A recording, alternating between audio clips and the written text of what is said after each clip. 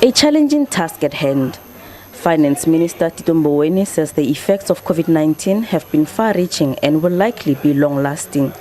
Economic output and employment are expected to return to pre-pandemic levels only in 2 years' time. Performance of various sectors is undermined by unreliable electricity supply and weak public investment. Government's plan to turn around the economy include reducing the cost of doing business to encourage private sector investments to promote economic growth and job creation. Mboweni says the composition of spending will shift from consumption to capital investment. Government is committed to a 791.2 billion rand in infrastructure investment. We are already partnering with the private sector and other players to roll out infrastructure through initiatives such as the blended finance system. Government expects the economy to grow at 3.3% this year from a contraction of 7.2% last year. With confidence and investments in the economy at low levels, government says it plans to make things better by removing structural constraints that obstruct growth.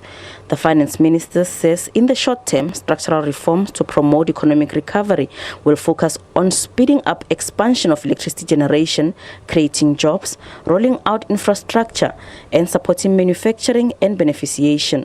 Risks to growth include new waves of infections and the associated disruptions to economic activity. This whole budget turns on the fact that there are practically no provision for salary increases for civil servants beyond annual notch increases. And if that part of the budget does not work out, this whole budget plan will fall apart.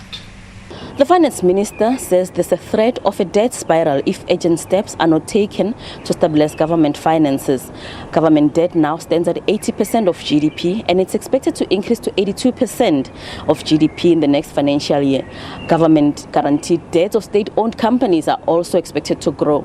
Interest paid on debt also remains a concern, but economists say Mboweni could have managed to avert further credit ratings downgrades for now. Today's budget is certainly a positive budget from the point of view that I believe it's unlikely to see credit rating downgrades happen imminently and certainly not in the first half of this year. However, the budget, while it does show a lowering in the debt projections and certainly a significant improvement from the 93% peaking to one of a peaking of close to 90% in the 2025 period, obviously is still very high. And from a debt sustainability perspective, for emerging markets, middle-income economies, debt around 60% is certainly seen as more sustainable. It's hoped the mass COVID-19 vaccine rollout will help boost economic recovery. Government has allocated 9 billion rand to fund the ongoing COVID-19 vaccine rollout. Another 9 billion rand more will be drawn from the contingency reserve should the need arise. Gloria Safako Mosi, SABC News, Parliament.